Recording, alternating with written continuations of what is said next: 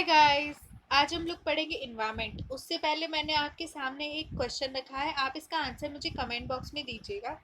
तो क्वेश्चन है, कौन सा जैव मंडल आरक्षित क्षेत्र उसके राज्य से सही सुमेलित नहीं है। मतलब कौन सा जो जैव मंडल आरक्षित क्षेत्र है वो उस राज्य में नहीं आता है ना, गलत सुमेलित है। तो पहला है नीलगिरी तमिलनाडु में, अचानकमार अमरकंटक छत्तीसगढ़ में, सिमलीपाल असम में और अगस्त्यमलाई केरल में। तो इनमें से कौन सा गलत दिया हुआ है क्रम, ठीक है, वो आपको बताना है। चलिए अब अपना टॉपिक देखेंगे। तो फ्रेंड्स, आज हम पढ़ेंगे इन्वायरमेंट, और इन्वायरमेंट में आज हम देखेंगे कि नेशनल पार्क, राष्ट्रीय उद्यान, वाइल्ड लाइफ सेंचुरी, वन्यजीव अभ्यारण्य और बायोस्फीयर रिजर्व जैव मंडलीय आरक्षित क्षेत्र क्या होते हैं, इनके बीच क्या अंतर होता है। इससे पहले हम देखेंगे हमारा फैक्चुअल क्वेश्चन। इंडिया और कजाकिस्तान के बीच जो मिलिट्री एक्सरसाइज होती है फ्रेंड, उसका नाम है प्रबल दोस्ता। तो अब देखेंगे नेशनल पार्क क्या होते हैं। देखिए, आप लोगों ने कई बार आप नेशनल पार्क घूमने गए होंगे जहाँ पर खूब सारे जानवर होते हैं, उनका संरक्षण किया जाता है। देखिए, इसमें किसी भी प्रकार के अधिवास और मानवीय गतिविधियों की अनुमति नहीं होती। जो हमारा नेशनल पार्क है वहाँ पर देखिए कोई रह नहीं सकता है, अधिवास वहाँ पे आप रह नहीं सकते हैं, और कोई मानवीय गतिविधि नहीं कर सकते। जैसे आप एग्रीकल्चर नहीं कर सकते, आप कोई इंडस्ट्री नहीं लगा सकते, आप या जंगल से कुछ इकट्ठा करके नहीं ला सकते हैं, तो वहाँ पे आप कोई मानवीय गतिविधि नहीं कर सकते हैं। यहाँ तक कि जानवरों को चराने एवं जंगली उत्पादों को इकट्ठा करने की भी मंजूरी नहीं होती।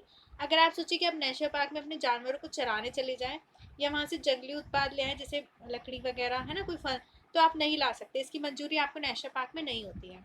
राष्ट्रीय उद्यानों का गठन विशेष प्रकार की शरणस्थली के संरक्षण के लिए किया जाता है, अर्थात इस विशेष शरणस्थली क्षेत्र में रहने वाले सभी जीवों का संरक्षण समान रूप से किया जाता है। इसमें क्या होता है, ये जानवरों के लिए जो है, जीवों के लिए शरण स्थली होती है, वहाँ पे कई सारे जीवों का हम क्या करते हैं, संरक्षण करते हैं नेशनल पार्क में।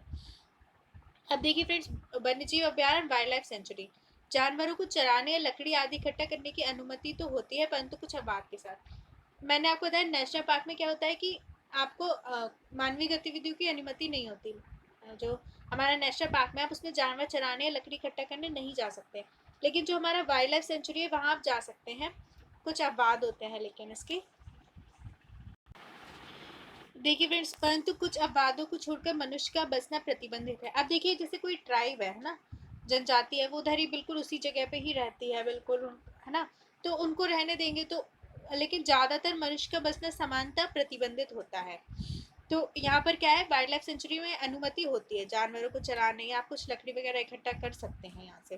पर्यटन की अनुमति होती है, ठीक है, यहाँ पर टूरिज्म हो सकता है, लोग आ सकते हैं देखने। वन्यजीव अभ्यारण्यों का गठन किसी विशेष प्रजाति अथवा कुछ विशिष्ट प्रजातियों के संरक्षण के लिए किया जाता है। देखिए, जो हमारा ये है वन्यजीव अभ्यारण्य, इसमें क्या होता है, कोई एक विशेष प्रजाति होती है, उसका संरक्षण किया जाता है ज्यादातर। जैसे मान लीजिए टाइगर हो गया है ना, या लॉयन हो गया, किसी एक प्रजाति के संरक्षण के लिए होते हैं। और इनमें ऐसे क्वेश्चन बनते हैं कि इनमें मानवीय गतिविधि की अनुमति होती है, तो हाँ, वन्यजीव अभ्यारण्य में होती है कुछ प्रतिबंधों के साथ, लेकिन राष्ट्रीय पार्क में जो राष्ट्रीय उद्यान में नहीं होती है। देखिए फ्रेंड्स, वन्यजीव अभ्यारण्य और राष्ट्रीय उद्यान दोनों की घोषणा राज्य सरकार केवल आदेश और निर्देश देकर कर सकती है। तो अगर किसी क्षेत्र को ये इनको घोषित करना है कि राष्ट्रीय उद्यान है, वन्यजीव अभ्यारण्य है, तो वो कौन कर सकता है, वो राज्य सरकार कर सकती है, केवल एक आदेश और निर्देश देकर। जबकि सीमा में परिवर्तन के लिए राज्य विधानमंडल को एक संकल्प रिजोल्यूशन पारित करना होगा। लेकिन अगर उनकी सीमा में चेंज लाना है ना, सीमा आप बदल रहे हैं, मान लीजिए अपने लिए यूज कर रहे हैं, तो वो ऐसे ही नहीं कर सकती सरकार, उसके लिए आपको राज्य विधानमंडल में एक संकल्प लाना होगा, रिजोल्यूशन। देखिए फ्रेंड्स, एक अभ्यारण्य को राष्ट्रीय उद्यान में परिवर्तित किया जा सकता है, पर एक राष्ट्रीय उद्यान को अभ्यारण्य घोषित नहीं किया जा सकता। अब आप इसको ऐसे समझ लीजिए, देखिए अभ्यारण्य में क्या है, एक विशिष्ट प्रजाति का संरक्षण कर रहे हैं, और राष्ट्रीय उद्यान में खूब सारी प्रजातियां हैं। तो इसलिए एक अभ्यारण्य को राष्ट्रीय उद्यान में परिवर्तित कर सकते हैं, है ना, पर राष्ट्रीय उद्यान को अभ्यारण्य घोषित नहीं कर सकते, क्योंकि राष्ट्रीय उद्यान में तो कई प्रजातियां हैं। तो उसका अभ्यारण्य कैसे घोषित कर सकते हैं जब वहाँ पे सिर्फ एक विशेष प्रजाति का ही संरक्षण हो रहा है ना। और राष्ट्रीय उद्यान में कोई मानवीय गतिविधि की अनुमति नहीं होती, और अभ्यारण्य में होती है, तो राष्ट्रीय उद्यान को हम अभ्यारण्य घोषित नहीं कर सकते। अब देखिए फ्रेंड्स, जैव मंडलीय आरक्षित बायोस्फीयर रिजर्व क्या होते हैं। फ्रेंड्स देखिए, इसके बाहरी क्षेत्र, आउटर जोन में मनुष्य को बसने और परागत कार्य करने की अनुमति होती है। जैव मंडल आरक्षित क्षेत्र, उसको हम 3 जोन में बांटते हैं। तो जो बाहर का जोन होता है वहाँ पे मनुष्य बस सकते हैं, और बाकी अपने परागत जो उनके कार्य होते हैं वो कर सकते हैं। देखिए फ्रेंड्स, प्राकृतिक और सांस्कृतिक दृश्य भूमियों का सम्मिलित रूप जो बृहद स्थलीय तथा जलीय पारितंत्र को सम्मिलित करता है, जैव मंडलीय आरक्षित क्षेत्र कहलाता है। ये काफी बड़े होते हैं, जिसमें प्राकृतिक कोई दृश्य क्षेत्र भी हो सकता है, सांस्कृतिक दृश्य भूमि भी हो सकती है, ठीक है, बड़े स्थल या जल का क्षेत्र भी हो सकता है, तो इसे हम जैव मंडल आरक्षित क्षेत्र कहते हैं। जैव मंडलीय आरक्षित क्षेत्र, देखिए किसी भी क्षेत्र को जैव मंडलीय आरक्षित क्षेत्र का दर्जा तभी मिल सकता है जब संबंधित देश को सरकार उसे नामित करे तथा यूनेस्को अपने मैप मैन एंड बायोस्फीयर कार्यक्रम के अंतर्गत उसे मान्यता दे।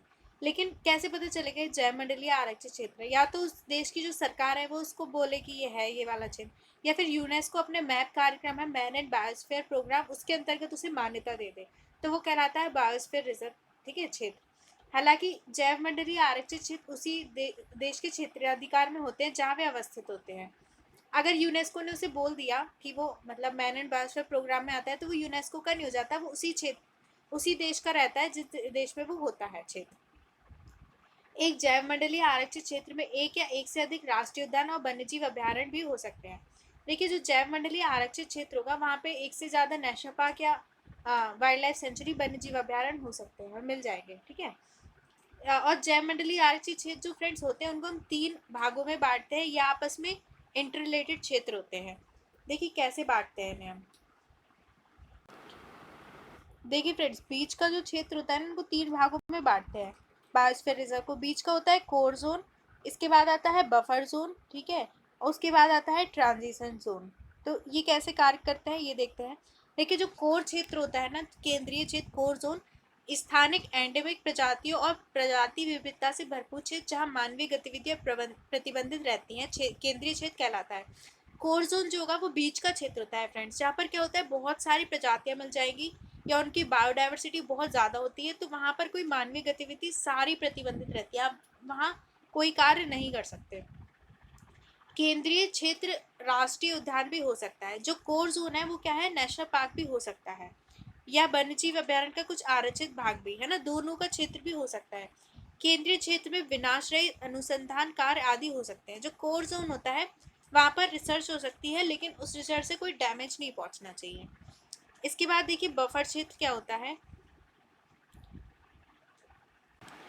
कोर क्षेत्र के बाहर का क्षेत्र होता है बफर जोन, उसको बोलते हैं, ठीक है, बफर क्षेत्र। केंद्रीय क्षेत्र अपनी प्राकृतिक अवस्था में बना रहे, ठीक है, इसके लिए केंद्रीय क्षेत्र के चारों ओर एक परिक्षेत्र के रूप में बफर जोन बनाया जाता है। देखिए, जो बीच का क्षेत्र है वो जैसा है वो वैसा ही बना रहा है, उसे कोई नुकसान हो इसलिए नुकसान ना हो इसलिए उसके चारों ओर क्या बना देते हैं, बफर जोन बना देते हैं। इसका प्रयोग कुछ पर्यावरणीय सहायक क्रियाओं जैसे पर्यावरण शिक्षा, मनोरंजन, पर्यटन, मत्स्य पालन, पशुचारण और प्रायोगिक अनुसंधान आदि के लिए किया जाता है।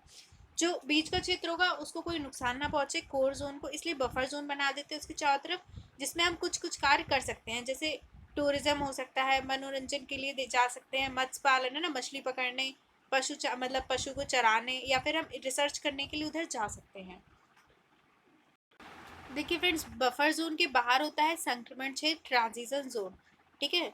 और ट्रांजिशन जोन जो होता है उसमें क्या होता है, संक्रमण क्षेत्र जैवमंडलीय या आरक्षित क्षेत्र का बाह्यतम भाग होता है जो सामान्यतः परिसीमित नहीं किया जाता। जो सबसे बाहर का क्षेत्र होगा ना बायोस्फीयर रिजर्व का, उसको हम कहते हैं संक्रमण क्षेत्र, ठीक है। इसको परिसीमित मतलब इनकी सीमा नहीं बनाई जाती, फिर भी इस क्षेत्र में स्थानीय लोगों के सहयोग और सामंजस्य पर आधारित गतिविधियां संपन्न होती हैं। जो वहाँ के लोग होते हैं उनके सहयोग से और सामंजस्य से वहाँ पर कार्य किया जा सकता है, ठीक है, जिसमें जैव मंडल के संरक्षण और प्रबंधन का विशेष रूप से ध्यान रखा जाता है। ये जोन इसलिए बना दिए जाते हैं जो क्योंकि जो बीच का कोर जोन है उसको नुकसान ना पहुंचे, तो जो बाहर के क्षेत्र है उनमें गतिविधि कर सकते हैं, ठीक है, जैव मंडल के संरक्षण और प्रबंधन का विशेष रूप से ध्यान रखेंगे। इसमें मानवीय अधिवास, कृषि क्षेत्र और प्रबंधित वन सभी सम्मिलित रूप से पाए जाते हैं, ठीक है। यहाँ पे जो संक्रमण क्षेत्र होगा वहाँ पे लोग भी रह सकते हैं, कृषि भी हो सकती है और वन भी हो सकते हैं। अब देखिए फ्रेंड्स, कौन कौन से भारत में जैव मंडल आरक्षित क्षेत्र हैं। फ्रेंड्स, ये इंपॉर्टेंट चीज़ है कि भारत में कितने जैव मंडल आरक्षित क्षेत्र हैं। तो देखिए, तमिलनाडु में है नीलगिरी, नीलगिरी सबसे पहला है, 1986 में बना था, ठीक है। मन्नार की खाड़ी और अगस्त्यमलाई, ये यहाँ पर जो स्टार बने हुए ये जो है जैव मंडल आरक्षित क्षेत्र, ये भारत के भी हैं, इसके साथ जो यूनेस्को के मैप प्रोग्राम है, माइन एंड बायोस्फीयर प्रोग्राम, उसमें भी शामिल है ये। तो तमिलनाडु में कौन कौन सा है? नीलगिरी, मन्नार की खाड़ी और गत्समलाई, ये किसमें है? यूनेस्को के मैप प्रोग्राम में भी आते हैं। मध्य प्रदेश में कौन कौन सा है? अचान कमार, अमरकंटक, पन्ना। पन्ना अभी सबसे नवीनतम है, ठीक है। और ये स्टार वाले जो है वो किसमें? यूनेस्को में भी आएंगे। तो मध्य प्रदेश में कौन सी है? अचान कमार, पन्ना और पंचमढ़ी, ठीक है। हिमाचल प्रदेश में आता है शीत रेगिस्तान, और केरल में है अगस्त्यमलाई के, देखिए ये नीलगिरी, ये दो आते हैं केरल में। ओडिशा में है सिमलीपाल,